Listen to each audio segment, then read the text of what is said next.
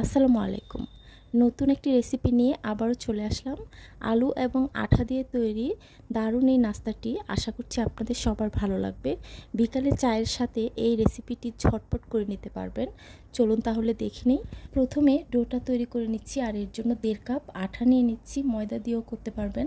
পরিমাণ মতো লবণ আর সামান্য একটু কালো জিরা, সামান্য একটু অরিগানো দিয়ে দিচ্ছি। দিয়ে হাত দিয়ে ভালো করে মিশিয়ে নিচ্ছি। এরপর আটার সাথে দিয়ে দিচ্ছি 2 টেবিল চামচ তেল। তেলটা দিয়ে খুবই ভালোভাবে মিশিয়ে নিতে হবে। মিশাতে মিশাতে একসময় দেখতে পারবেন এরকম মুঠো করা যাচ্ছে, তাহলে বুঝতে পারবেন যে খুবই ভালোভাবে মেশানো হয়ে গেছে। এবার নর্মাল পানি দিয়ে ডোটা তৈরি করে নিব। আর শক্ত শক্ত করে একটা ডো তৈরি করব, নরম করা যাবে না কিন্তু। ডোটাকে শক্ত শক্ত করে তৈরি করে 10 মিনিটের মতো রেস্টে রেখে দিলে একদম সেট হয়ে যাবে। এবার আমি ভিতরের পুর তৈরি করার জন্য চলে যাব। আর এর জন্য চুলায় একটি প্যান বসিয়ে সামান্য একটু তেল দিয়ে দিচ্ছি 2 কোয়া রসুন কুচি কুচি করে। এটাকে লাল করে ভেজে নিয়ে পেঁয়াজ এবং কাঁচামরিচ কুচি দিয়ে দিলাম। এটাকেও হালকা করে ভেজে নিব। এরপর পেঁয়াজের সাথে অল্প করে হলুদ গুঁড়া আর ধনিয়ার গুঁড়া দিলাম, আর সামান্য একটু ভাজা পাঁচফোড়ন দিয়ে দিলাম।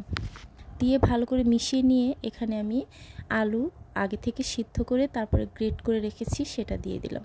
দিয়ে ভালোভাবে মশলার সাথে মিশিয়ে নিলাম। পরিমাণ মতো লবণ দিলাম, আর দিয়ে দিলাম চিলি ফ্লেক্স। এবার সব কিছু ভালো করে মিশিয়ে নিব। আর কয়েক মিনিট ভেজে নিয়ে তারপরে নামানোর আগে এখানে আমি ধনেপাতা কুচি দিয়ে দিলাম। দিয়ে ভালোভাবে মিশিয়ে নিয়ে এটাকে নামিয়ে ঠান্ডা করে নেব। এই পুরটা দিয়ে আজকের নাস্তাগুলো তৈরি করব। এই ডোটা একদম সেট হয়ে গেছে। এবার এখান থেকে অল্প একটু নিয়ে নিলাম। দেখতেই পাচ্ছেন কি পরিমাণে নিব।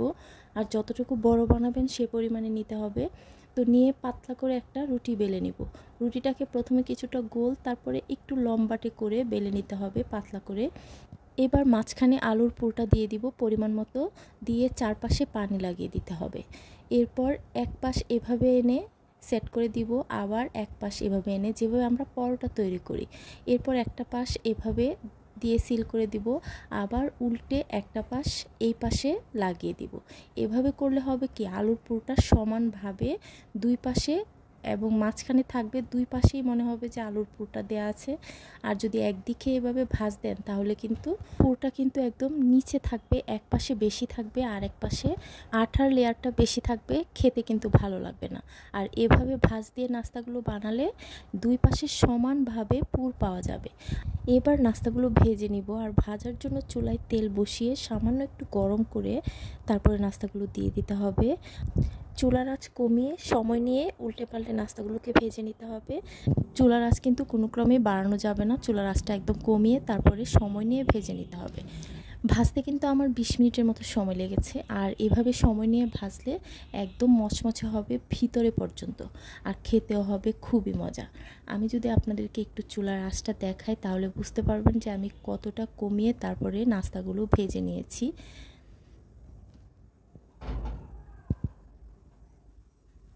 দেখতে পাচ্ছেন চুলার আঁচটা কতটা কমানো আছে। এভাবে কমিয়ে তারপরে নাস্তাগুলো আমি ভেজে এবার উঠিয়ে নিচ্ছি। আর উঠিয়ে একটা টিস্যু পেপারের উপর রেখে দিলে এক্সট্রা যে তেলটা সেটাও আর থাকবে না। তো আমার নাস্তা ভাজা হয়ে গেছে, আর আমি আপনাদেরকে একটা ভেঙে দেখাচ্ছি যে এটা কতটা মচমচে হয়েছে ভিতর পর্যন্ত। বাসায় একবার ট্রাই করবেন, আশা করছি আপনাদেরও ভালো লাগবে। আর ভিডিও ভালো লাগলে একটা লাইক করে দিবেন, চ্যানেলটি সাবস্ক্রাইব করে আমার পাশে থাকবেন। আজকে এই পর্যন্তই, আবারও দেখা হবে। আল্লাহ হাফেজ।